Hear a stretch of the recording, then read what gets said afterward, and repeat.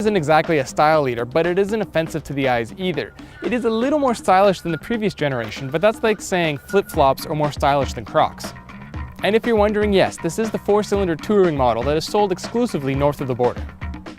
I never liked the 5th generation Sonata. For me, it was too curvy and fashion forward, and apparently I wasn't alone, because for the 2015 model year, the 6th generation Sonata has been redesigned with a more conservative style, more akin to the Genesis sedan, and so far, I'm a fan. The inside of the Accord is laid out very ergonomically and is a comfortable place to be, both strong points this car has had, well, forever. I really like the dual display screens, as I can see my audio and navigation information at the exact same time. The inside of the Accord is very similar to the outside. It's dull, simple, but very functional. Luke and I agree, when it comes to actual driver comfort, there is no comparison. The Accord wins hands down. The front seats are so much more comfortable and the leather feels better. More importantly, for someone my height, is headroom. There's ample here in the Accord, whereas in the Sonata, I'm almost brushing the headliner. And as well, my knee has a nice soft place to rest in this car, whereas in the Sonata, it's against a hard plastic edge. In the back, with 38.5 inches of rear legroom, there's a lot more sprawl out space in the Accord than the Sonata. Headroom's slightly less, but really both cars, adults will fit in the back, no problem. Just like with the outside, Hyundai went in a more conservative direction with the Sonata's interior, and I've got to applaud them for it. Yeah, the Accord has more rear seat legroom, but remember this, I've got heated rear seats, not to mention cooled seats up front with heating, of course, and also a heated steering wheel. It shouldn't come as much of a surprise that Hyundai is up to its old tricks again, arming its cars to the teeth with segment-busting features. The trouble is, they still haven't addressed a lot of the things that were sort of problematic in their past cars either. Yes, the interior looks really nice, but there are quite a few areas made of hard plastics and obvious parts of the interior, like this portion right here in the center stack that has panels that just don't line up. Worse still, the seats are particularly uncomfortable even with how adjustable they are. And honestly, that all is really, really disappointing.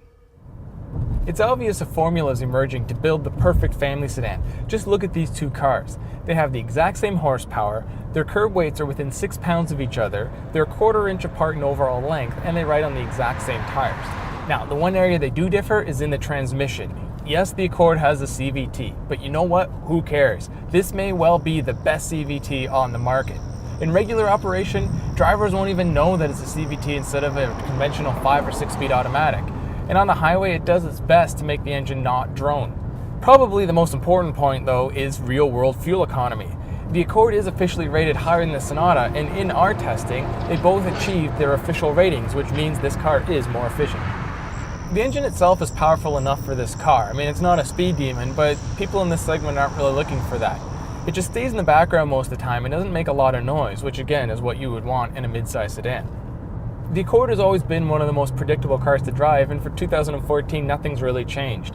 All the key controls like steering, throttle, and brake require little effort, and the car just does what you want it to. The Accord may have lost some of its sporty feel over the years, but it's traded it off to be a much easier car to drive. I dare anyone to get in this car and not feel comfortable within minutes. My two biggest complaints behind the wheel have to do with the steering wheel that seems to block the upper portion of the speedometer, and it's not just me. Drivers of different height are having the exact same issue. And my second complaint has to do with the audio screen. As much as I like having a separate second screen, it's not customizable enough for my liking, and there's no tune knob. I guess I shouldn't complain though. At least there's still a volume knob, something that's disappearing on a lot of modern Hondas. The Sonata's steering is heavier, but it still isn't as responsive as what's in the Accord. 10 years ago, I would have laughed at the idea of putting these two cars in the same sentence, let alone a comparison, but Hyundai really has come quite a long way in its products. The Sonata doesn't feel as well balanced as the Accord does, and you're never going to take it out for a fun drive on a Sunday afternoon, but then again, you're probably not going to do that with either of these cars. And at least with the Hyundai, the suspension does a great job of soaking up all the bumps and potholes that you're likely to be rolling over in daily driving.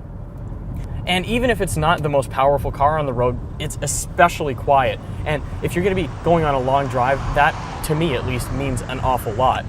And keep in mind that the Sonata also has a larger trunk, which again, you don't get quite as much rear seat legroom, but you can also carry a little bit more stuff in the back.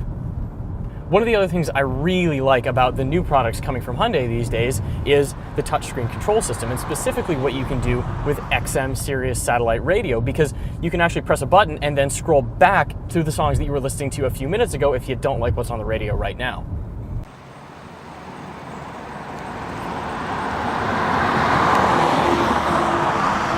If I had to pick one word to sum up the Sonata, it would be refinement. It's sexier, it's smoother over bumps, and it comes with more technology. And that may be its downfall. It's trying too hard to be premium. The Accord just makes more sense. It's more comfortable, easier to drive, and more efficient in the real world. These are all things that buyers in the mid-size sedan segment are looking for.